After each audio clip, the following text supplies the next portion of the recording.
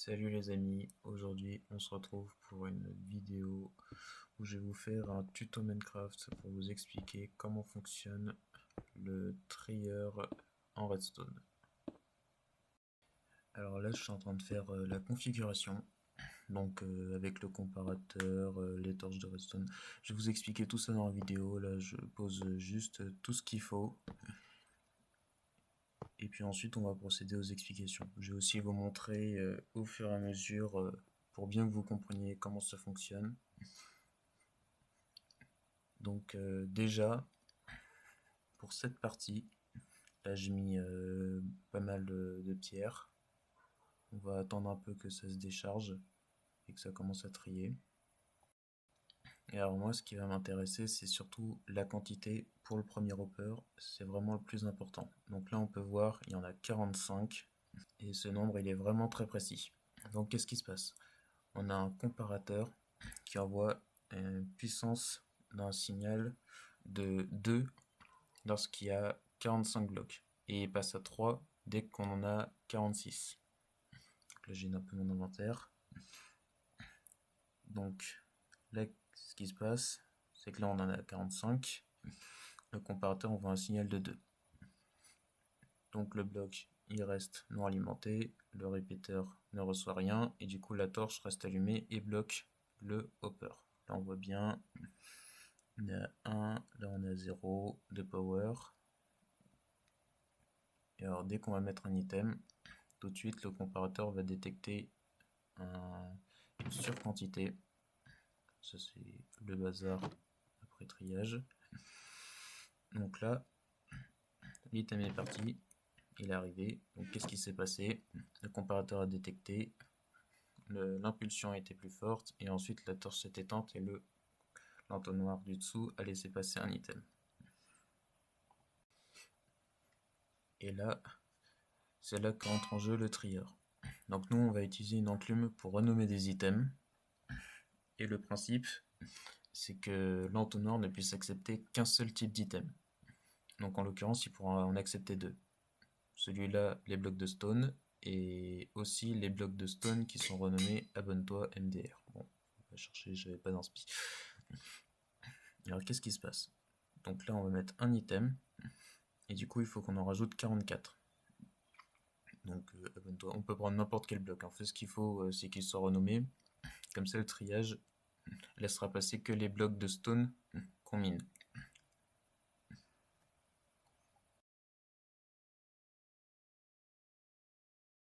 Et du coup, très important, il faut occuper toute la ligne. Donc ce que je fais, moi j'en mets un sur chaque et puis 41 sur le premier.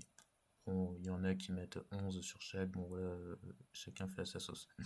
Donc quand on balance la pierre, bah, elle est stackée, donc au fur et à mesure elle passe, jusqu'à ce que le signal soit plus assez puissant, et on a bien nos 14 pierres. Alors que si je mets un clic sur la redstone ou les autres blocs, et ben il ne se stack pas, donc ça ne marche pas. Pareil, ce système il marche que pour les objets stackables. Donc vous pourrez pas trier des épées ou des haches ou que sais-je encore. Alors j'ai juste allongé l'extension pour vous montrer ce que ça donne quand il y a un peu plus de paramètres.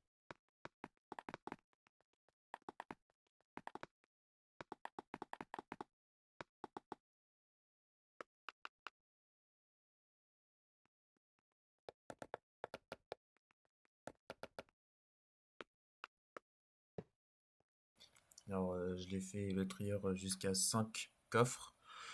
On peut en mettre autant qu'on veut, hein. C'est juste moi pour le tuto. Voilà, donc à chaque fois il va falloir qu'on remette nos 44 blocs en occupant tous les slots. Donc moi je vais pas m'embêter, en fait j'occupe toutes les cases et puis une fois que tout sera décalé, parce que si jamais il faut en mettre exactement 44 avec tous les clics et tout, enfin c'est trop long. Alors super important aussi le sens des entonnoirs. Les entonnoirs du haut ils pointent vers les comparateurs, les entonnoirs du bas ils pointent vers les coffres. Donc en dessous bah, c'est logique, et au-dessus sinon je sais pas ce qui se passe, mais enfin à chaque fois on fait toujours ça pour éviter que les items passent et aussi soient mesurés par les comparateurs. Donc ensuite on peut récupérer tous les blocs qui sont partis dans les coffres. là il n'y en avait pas vu que je l'ai fait correctement. Et alors là du coup on va pouvoir mettre les item frames pour pouvoir montrer ce qu'il y a dans les coffres. Donc celui-là on va mettre de la stone, à côté on va mettre de la stone, torche, comparateur et répéteur. Alors là du coup là il y a déjà la stone, donc là on va pouvoir mettre la redstone, ici la torche, ici le comparateur et ici le répéteur. Je vais chercher mes mots. Et alors là le principe il va être simple. Pour pouvoir distribuer à tous les entonnoirs, on va faire quoi? Une succession. Ah, j'y arrive pas. Une succession d'entonnoirs. Donc comme ça. Et qu'est-ce qui va se passer? Les items vont passer au-dessus. Si jamais ils peuvent se stacker en dessous, ils vont glisser et ensuite ça va être trié. Et sinon ils vont passer au slot suivant. Le premier coffre que j'ai posé, c'est une poubelle. Le dernier que j'ai posé, c'est là où on va mettre tous les items. Donc je vais faire un test, je vais prendre un peu de tout. Voilà, quantité différente pour montrer que ça marche. Je vais prendre aussi de quoi balancer la cible, très bien.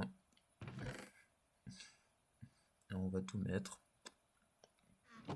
Et alors là, il y a les items qui se baladent. On l'en voit pas parce que quand ils rentrent, ils sortent automatiquement. Mais on a quand même nos bons items. Il n'y a pas d'autres qui se stackent. Là, on a bien nos deux cibles et compagnie. Alors là, on a la pierre qui se remplit. Là, on a... Ah, oui. Alors, ok.